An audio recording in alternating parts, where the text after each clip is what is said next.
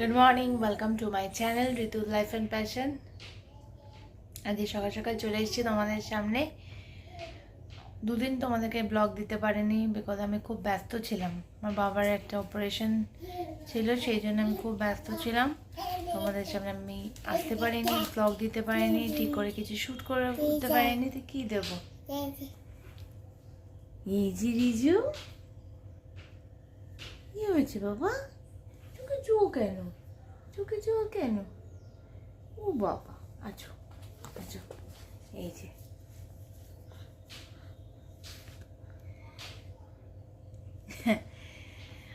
আজকের দিনটা এখান থেকে শুরু করছি। সুমন অফিস বেরিয়ে গেছে। বাবা নেই। ওই যে বাবা নেই নি। আমার শরীরটা একটু ভালো না, একটু ডাউন আছে, ডাউন আছে, ভালো লাগছে না শরীরটা। তোমরা দেখেই বুঝতে পারছো আমার মুখটা টায়ার্ড হয়ে গেছে। টেনশন ছিল, সব ছিল, সেই জন্য আর কি শরীরটা দুদিন প্রচণ্ড টেনশন হয়েছে। এর আজ ভীষণ টায়ার্ড লাগছে। যাই হোক, অপারেশন ভালোভাবে হয়ে গেছে, সব কিছু ঠিক আছে, সুস্থ আছে, নর্মালভাবে এখন মানে সব কিছু করতে পারছে, অসুবিধা কিছু নেই। যেটুকুনি মানে প্রবলেম সেটুকুন তো থাকবে একটা অপারেশন হলে। আর সুমন খেয়ে দিয়ে অফিস বেরিয়ে গেছে, আর আমি এখন দিনটা শুরু করে দিয়েছি। আমাদের কাজ বাজ কিছু হয়েও গেছে, রিজুরও খাওয়া হয়ে গেছে, ফ্রেশ হয়ে গেছে, সব হয়ে গেছে। চলো এই দিনটা এখান থেকেই শুরু করলাম। সকালবেলা তো তোমাদেরকে গুড মর্নিং বললাম। গুড মর্নিং বলার পরে শরীরটা এতটা খারাপ হয়ে গেছিলো, মাথাটা এত ঘুরছিল যে না আমি পেরেছি কিছু কাজ করতে সেরকম, আর না তোমাদের সামনে আসতেও পেরেছি। কি শ্যুট করবো আমি, মানে পুরো শুয়েই পড়েছিলাম, উঠতেই পারছিলাম না। তারপরে মনে জোর নিলাম যে না, রিজুকে তো চান করাতে হবে, খাওয়াতে হবে, আমাকে উঠতেই হবে। প্রচণ্ড গ্যাস হয়ে গেছিলো, গ্যাস হয়ে গিয়ে আর কি মাথাটা ঘোরাচ্ছিল, যার জন্য কিচ্ছু করতে পারছিলাম না। যাই হোক, টেনশন, অনিয়ম, হোয়াটএভার সব কিছু মিলিয়ে হয়েছিল। তো যাই হোক, এখন সব কিছু কাজ করব, কাজে হাত দেবো। আজ বিকেলটা কাজে পুরো ইউটিলাইজ করতে হবে। রিজুকে তো বিকেলের আমি খাবার দিয়ে দিয়েছি, রিজুর খাওয়া হয়ে গেছে, আমিও খেয়ে নিয়েছি। এবার ফুল দামে কাজে নামতে হবে আমাকে।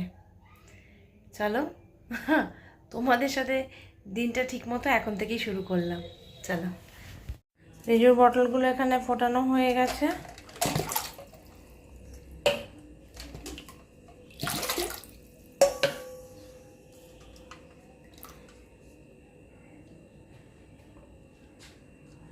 এগুলো এখন ট্রাই করতে দেব।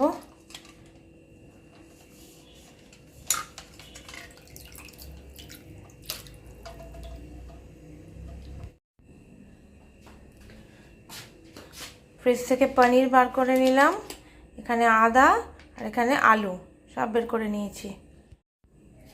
আর এখানে তো গাছের টমেটো রয়েছেই, এগুলো ভাবছি রান্নাতে দিয়ে দেবো। আজকে যখন মন করেছে পনির করব, করেই ফেলি। সকালটা তো আজকে করে কিছু উঠতে পারলাম না সেরকম, তো রাত্রিবেলা আজ তখনও ভাবতে পারিনি যে রাত্রিবেলা এটা আমি বানাতে পারবো। শরীর তখন এতটা খারাপ লাগে, আমি ভাবছি যে কী করে কী করব। যাই হোক, যখন হয়েছে তখন ঠিক আছে, গরম গরম বানিয়ে নিয়ে ডিনারে এটা হয়ে যাবে। সকালবেলাটা ম্যানেজ করে নিয়েছি।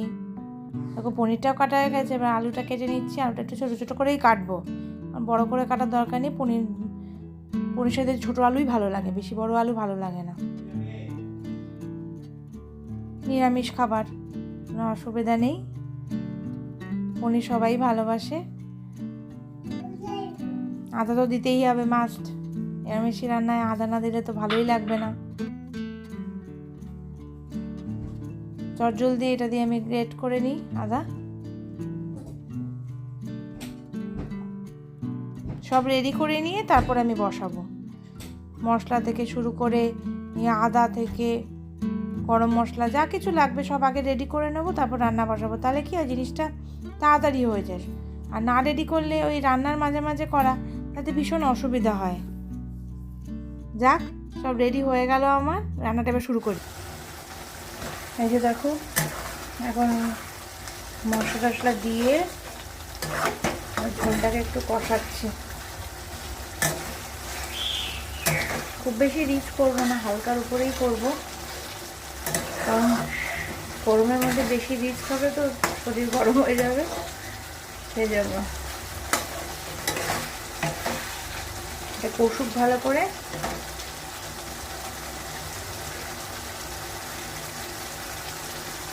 এই দেখো আমি রান্না করছি আর এদিকে দরজা খোলা পেয়েছে, ব্যাস রিজু চলে এসছে রান্নাঘরে। তুমি কি আমাকে হেল্প করতে এসছো? ই বাবা, নাকে মুখে এগুলো কি লাগিয়েছো? কি এত বিজ্ঞের মতো তুমি তাকিয়ে আছো? ভাবনা চিন্তা, অর্ধেক সময় তো ভাবনা চিন্তাই ডুবে থাকো তুমি, তাই না? তুমি কি আমাকে হেল্প করতে এসছো? ও বাবা, কি কি কি ওখানে কি? না না না না না বাবা, ওখানে হাত দেয় না বাবা।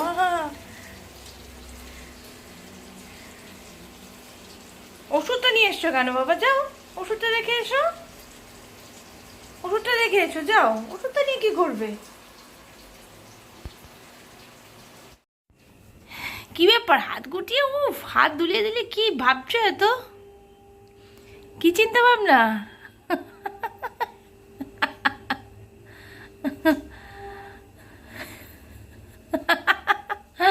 হাসছো কেন তুমি? হাসছো কেন?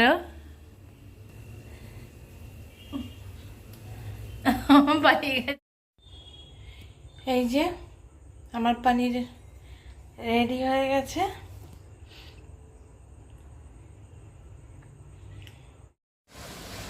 তোমার ডিমগুলো নিয়ে এসছে, এখন এগুলোকে গুছিয়ে তুলে ফেলতে হবে। এখন আর বাইরে রাখা যাবে না, দোকান থেকে বলে দিল ডিমগুলোকে এখন ফ্রিজে রাখবেন।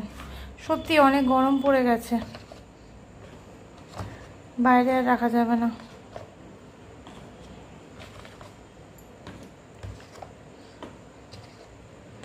সব তুলে ফেলতে হবে ফ্রিজে।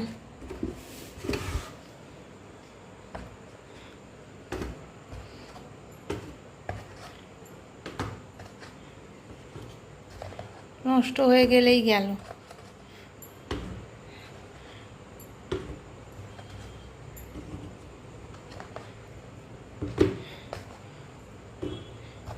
দৌড়ে দৌড়ে সব সকালে ফাঁকি মেরেছি, কি করব, শরীর খারাপ ছিল, কাজ করতে পারিনি। হ্যাঁ, এখন তার একদম মাসুল দিচ্ছি, সব কাজ দৌড়ে দৌড়ে করতে হচ্ছে। গেল মনে হয় ডিমটা ফেটে। হ্যাঁ ঠিক আছে, অসুবিধা নেই, পোচ করে খেয়ে নেব। আলাদা করে রেখে দিই বাইরে, পোচ তো রেগুলার আমাদের সকালে লাগেই। চলো, আজ দিনটা তো চলো কেটে গেল।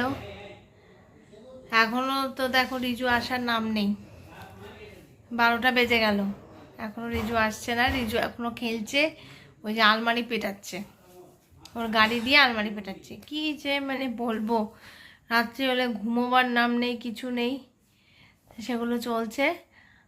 আর এদিকে আমার তো ঘুমে চোখ ভেঙে আসে, সকালে এত শরীর খারাপ ছিল, তার মধ্যে দুপুরবেলাটা ঠিক করে আমি ঘুমোতেই পারিনি বলা যায়, ঘুমোতেই পারিনি। তার কারণ হচ্ছে রিজু রিজু একবার উঠছে বসছে, আমার চারদিকে ঘুরছে, শান্তিতে ঘুম হয় না, চুলের ওপরে চুলে টান দিচ্ছে, করছে, এইসব করে। ওর ঘুম হয়ে গেছে মানে ব্যাস, বাকি সবাই কে কার ঘুম হলো না হলো কিছু যায় আসে না ওর। চলো, আজ এই দিনটা তো কাটলো, আশা করি কালকে শরীরটা অনেকটা ভালো হয়ে যাবে, উইকনেস যেটা এসছে সেটা কেটে যাবে। প্রচণ্ড কষ্ট পেয়েছি আজকে। কালকে আসছে নতুন একটা দিন নিয়ে, নতুন একটা ব্লগ নিয়ে। Tata, good night.